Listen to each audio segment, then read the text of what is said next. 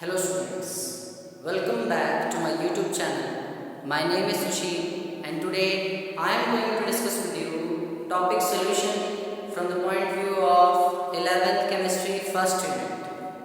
Now let's start with our topic. Topic is solution.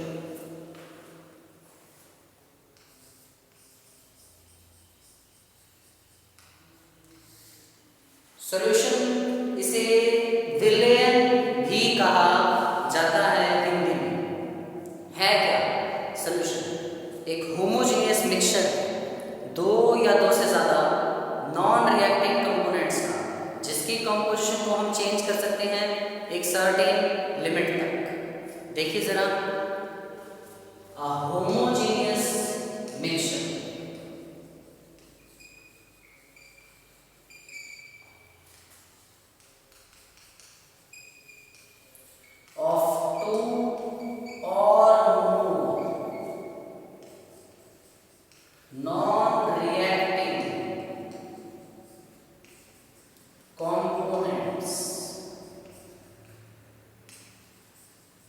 whose composition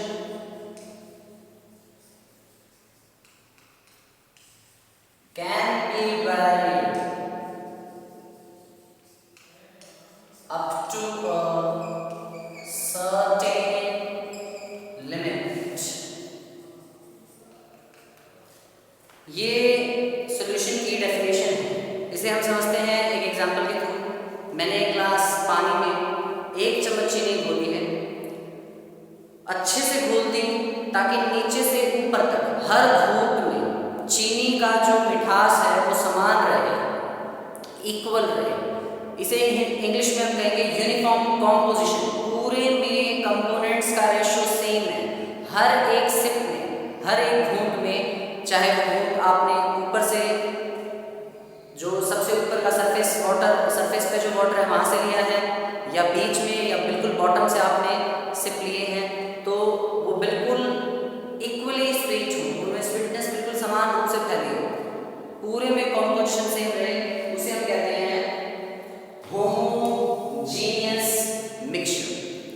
ठीक है, mixture जब दो या दो से ज्यादा कंपोनेंट्स जो आपस में रिएक्शन ना करें वो मिले हुए हो, और जिसमें कंपोनेंट्स के रेशियो को, कॉम्पोजिशन को चेंज किया जा सकता है, can be varied up to a certain limit. अब इस पॉइंट को समझते हैं। हमने एक ग्लास पानी में 1 चम्मच चीनी घोली। अभी कंपोजिशन है 1 glass of water 1 teaspoon sugar. Mixture की कंपोजिशन अब ये है। फिर मैंने 1 चम्मच चीनी और घोल दी। अब कंपोजिशन होगी 1 glass water with 2 teaspoon sugar. फिर 1 चम्मच चीनी और घोल दी। 1 glass water with 3 teaspoon sugar. Continuously composition is changing here. लगातार कंपोजिशन यहाँ पर क्या हो रही है? चेंज हो रही है। एक स्टेज आती है जब चीनी उसमें घुलना बंद हो जाती है। उस स्टेज को हम कहते हैं सैचुरेशन स्टेज।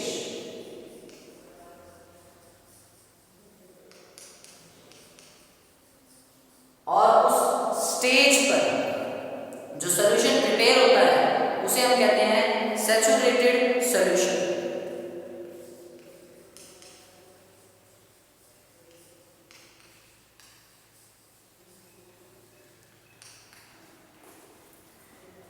अब आगे देखिएगा,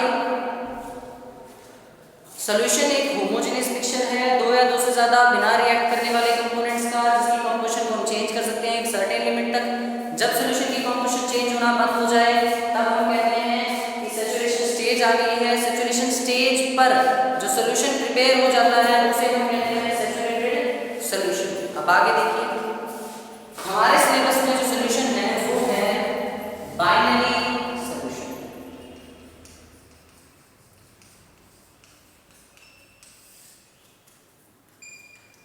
बाइनरी सॉल्यूशन में बाई का मतलब है बाइनरी सॉल्यूशन में बाई का मतलब है 2। एक ऐसा सॉल्यूशन जिसमें सिर्फ 2 कंपोनेंट्स हो। Solution having only 2 components is said to be binary solution. A solution having only two components, एक सॉल्यूशन जिसमें सिर्फ दो कंपोनेंट्स ही होते हैं उसे हम नाम देते हैं बाइनरी सॉल्यूशन। बाइनरी सॉल्यूशन के दो कंपोनेंट्स कौन से हैं? सॉल्वेंट और सॉल्यूट। सॉल्वेंट को हम ए से या 1 से रिप्रेजेंट कर सकते हैं, सॉल्यूट को हम कंपोनेंट बी या 2 से रिप्रेजेंट कर सकते हैं। सॉल्वेंट वो कंपोनेंट है जो ज्यादा अमाउंट में प्रेजेंट होता है, प्रेजेंट इन एक्सेस।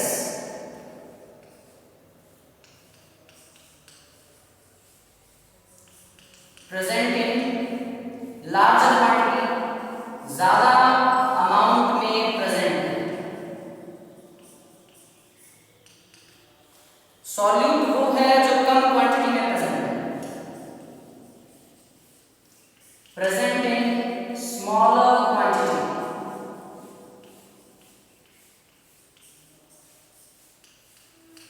देखिए, मैंने जो भी आपके साथ एग्जांपल डिस्कस किया है वो एग्जांपल है sugar dissolved in water, sugar in water. इसमें शुगर जो है, शुगर वो है सॉल्यूट और वाटर जो है वो है सॉल्वेंट। शुगर कम अमाउंट में है, वाटर ज्यादा अमाउंट में है। सॉल्यूट को सॉल्वेंट में घोला जाता है। आगे देखिए, अगला जो हमारा टॉपिक है वो है कंसंट्रेशन ऑफ सॉल्यूशन। एक सॉल्यूशन की कंसंट्रेशन क्या होती है, ये पढ़ने से पहले मैं आपको पहले बता दूं, जब भी सॉल्वेंट वाटर हो तो उस सॉल्यूशन को एक्वस सॉल्यूशन कहा जाता है। तो एक्वस सॉल्यूशन कौन से होते हैं? Solutions in which solvent is water. The solutions in which solvent is water. वो solutions जिनमें solvent water होता है उन्हें हम aqueous solution कहते हैं। aqua का मतलब है water, और जिनमें solvent water के अलावा कुछ और हो उन्हें हम नॉन एक्वस सॉल्यूशन कहते हैं। Concentration of solution, concentration of solution क्या है?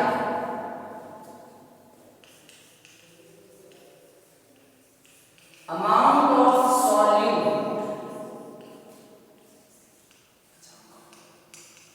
dissolved in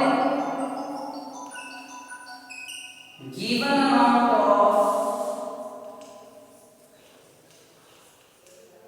solution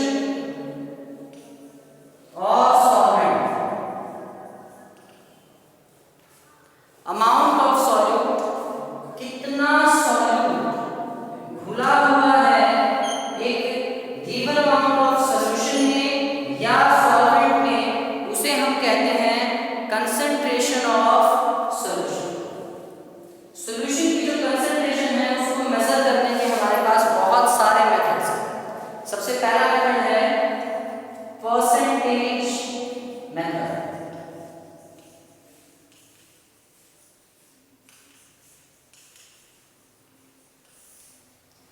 ये 3 टाइप्स का है। Number 1 is W/W%, number 2 is V/V%, and number 3 is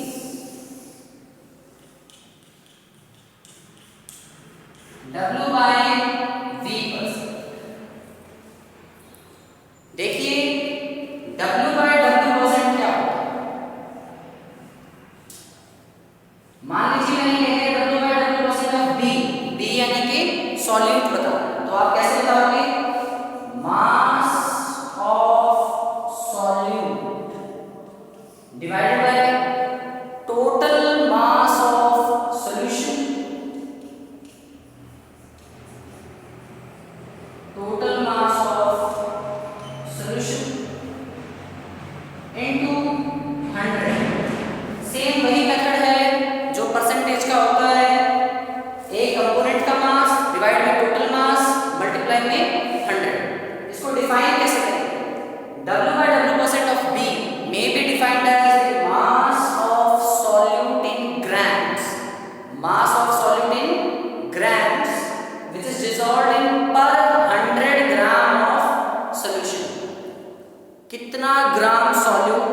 प्रति 100 ग्राम सॉल्यूशन में घुला है। नेक्स्ट है V/V% of V।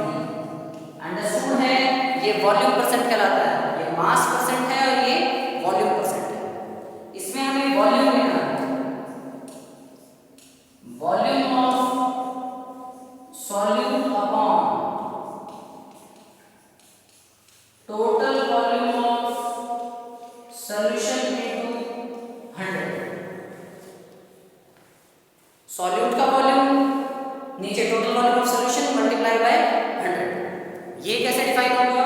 It may be defined as the volume of solute which is dissolved in per 100 millilitre volume of the solution. Next है W/V%। W/V% क्या है? ये mass by volume percent.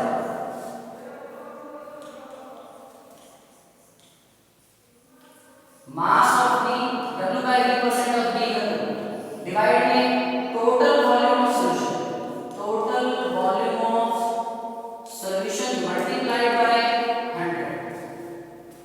It may be defined as the mass of solute in grams, mass of solute in grams which is dissolved in per 100 milliliter volume of the solution। ये है W/V% of B। ये था हमारा percentage. इसके बाद जरूरी नहीं हम सॉल्यूट का ही परसेंटेज निकालें, हम सॉल्वेंट का भी परसेंटेज निकाल सकते हैं। 100 में से माइनस कर देंगे, सॉल्यूट का परसेंटेज जो आएगा उसे हम 100 में से माइनस कर दें तो सॉल्वेंट का परसेंटेज पता चल जाएगा। इसके बाद जो नेक्स्ट मेथड है of measurement of concentration, concentration को मेजर करने का, वो है strength.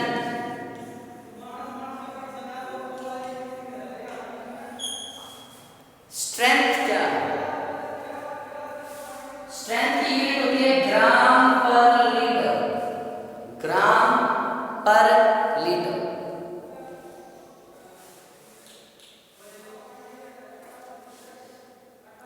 Mass of solute in grams,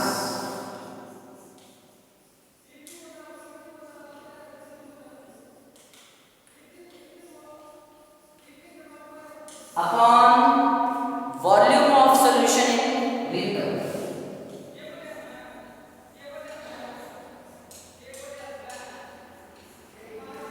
strength is gram per litre, mass of solute in grams upon volume of solution in litre.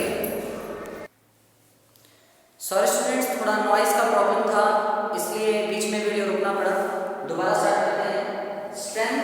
Strength है ग्राम per litre, mass of solute in grams upon volume of solution in liter। It may be defined as the mass of solute in grams which is dissolved in per liter volume of the solution। बड़ा ही easy सा method है strength. इसके बाद जो अगला method है वो है मोलैरिटी। मोलैरिटी वो देखते हैं।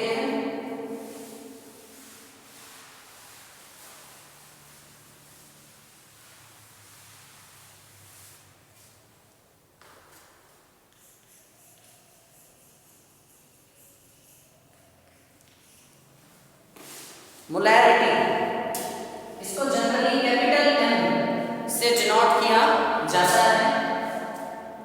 इसकी यूनिट है मोल पर लीटर, मोल पर लीटर। क्या है ये? जरा देखिए, ये भी बस एक रेशियो है, नंबर ऑफ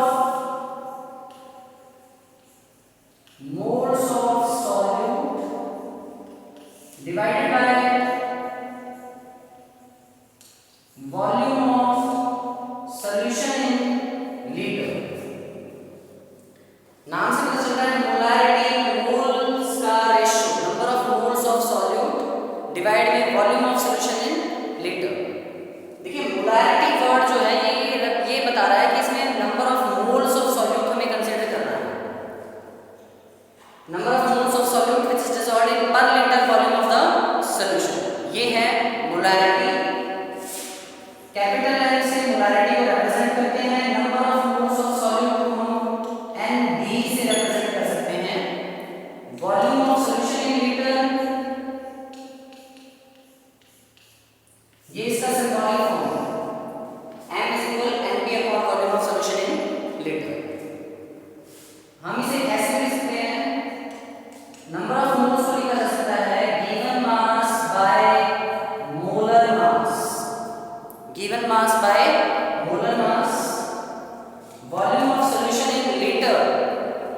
हम लिख सकते हैं if it is in volume of solution in millilitre तो मल्टीप्लाई कीजिए इसे ऊपर 1000 से ताकि ये लीटर में कन्वर्ट हो जाए, क्योंकि डेफिनेशन कहती है the volume of solution must be in litre. अगर मिलीलीटर में या सेंटीमीटर क्यूब में है तो आप ऊपर 1000 से मल्टीप्लाई कीजिए। देखिए 1 सेंटीमीटर क्यूब जो है 1 मिलीलीटर के इक्वल होता है और 1 डेसीमीटर क्यूब 1 लीटर के इक्वल होता है। ये चीजें थोड़ा ध्यान रखें। और 1 लीटर जो है वो 1000 मिलीलीटर की या तो मोलैरिटी के लिए इस करने में हेल्प करेंगे। आगे इसकी डेफिनेशन क्या बनेगी? It may be defined as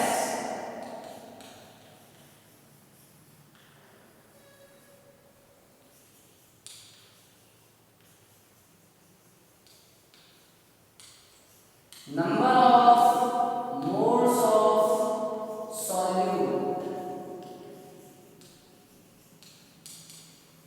dissolved in per liter volume of the solution। कितने मोल्स सॉल्यूट के पर लीटर वॉल्यूम ऑफ सॉल्यूशन में घुले हुए हैं वही है मोलैरिटी। इसको अच्छे से समझने के लिए इस पर एक छोटा सा रिवाइजल कर लेते हैं।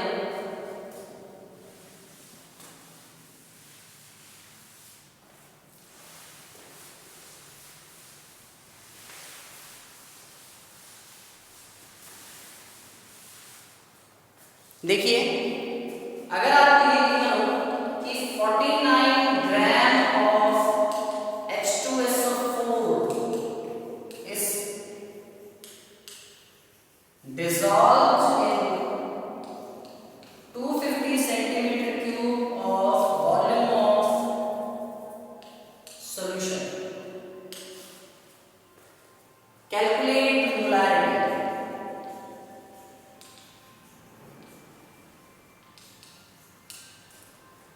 मास ऑफ सॉल्यूट डिसॉल्व कितना गिवन है? 49 ग्राम। मोलर मास ऑफ सॉल्यूट कितना है? हाइड्रोजन के 2 एटम हैं, एक का मास 1 है। सल्फर का 1 एटम है, मास 32 है। ऑक्सीजन के 4 एटम हैं, मास 16। 2 + 32 64। It is 98 gram per mole। Volume of solution भी आपको गिवन है, वो है 250 सेंटीमीटर क्यूब। मोलैरिटी का फॉर्मूला लिखते हैं, गिवन मास है मोलर मास W/mb, नीचे volume of solution in millilitre और सेंटीमीटर क्यूब और ऊपर मल्टीप्लाई में 1000। W भी कितना लिखना है हमें? 49। MB है 98। वॉल्यूम ऑफ सॉल्यूशन है 250 और ऊपर मल्टीप्लाई में ले लिया है 1000। 49 2s are 98, 2s are 4, it is 2 mole per liter। आप इसकी जगह सिर्फ 2 कैपिटल M भी लिख सकते हैं। ये है मोलैरिटी। बाकी कॉन्सेप्ट्स को, बाकी कंसंट्रेशन मेथड्स को हम अगले लेक्चर में पढ़ेंगे। Thank you for listening my lecture. Thank you class.